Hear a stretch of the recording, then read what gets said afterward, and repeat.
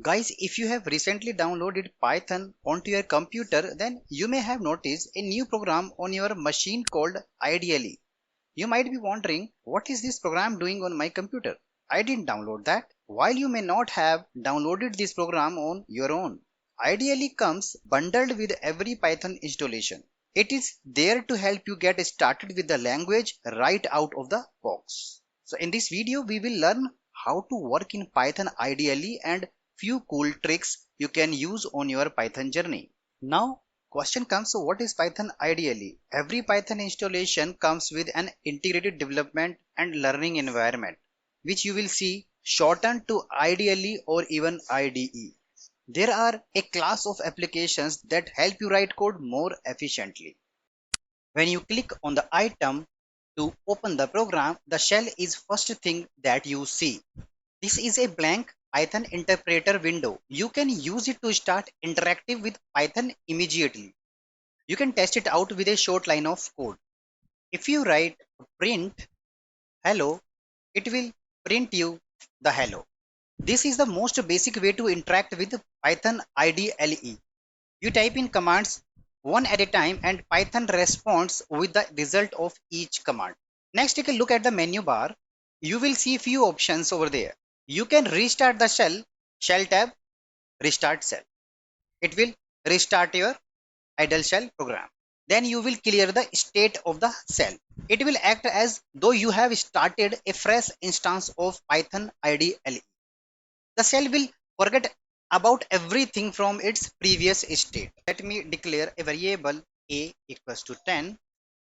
If you print a here, so it will print 10, right? As soon as we restart the shell, then it will lose the a. Okay. Now if I try to print a again, then it will show the error. Okay. Like a is not defined. This is because we have restarted the shell and all states of the instance are cleared. Python ideally offers a full-fledged file editor, which gives you the ability to write and execute Python programs from within this program. The built-in file editor also includes several features like code completion and automatic indentation that will speed up your coding workflow. To start a new Python file, select File, and then from this menu, you have to take a new file, right? This new window editor would be opened. From this window, you can write a brand new Python file. You can also open an existing Python file while selecting File Open, right? File Open. Okay, like this. This will bring you operating system's file browser. Then you can find the Python file you want to open. Okay, like this. These are the Python files with extension .py. Okay, let's say you want to open a welcome file. This file is open. Okay, where we have written some code. Okay, if you want to execute the statement in the file, you just click on run and just say run module. Okay, you see, welcome to the Python and welcome to India is written. If you want to modify this file, you can modify this. Let's remove these statements and take input from user, right? I equals to, we use input function and we say please input. We have entered. Okay, you can write any Python statement in this program and you can execute.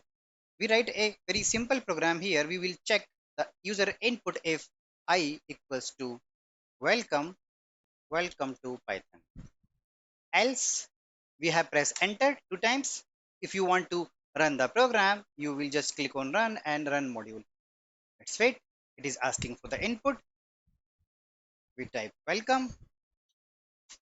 It will say welcome to Python. This ideally shell editor has many more things. If you want to debug your program, so you can easily debug your programs. You click on debugger, then your debugger window will be opened. You can create n number of breakpoints on your statements. You can check step by step. Moreover, if you want to configure your ideally shell, you can do this as well, right? If you click on configure ideally, so it will open up all the settings inside the editor, you can customize whatever setting you want to customize, right? You want to increase the font size, you can increase the font size. You want to highlight your particular statement with specific color, you can do it as other editor does. But you can say this is not as interactive as other editors we have with us currently. That brings us to the end of the today's video. We hope you found it informative and engaging. Don't forget to subscribe to our channel for more exciting content on all things tech related. Thanks for watching and we will see you in the next video.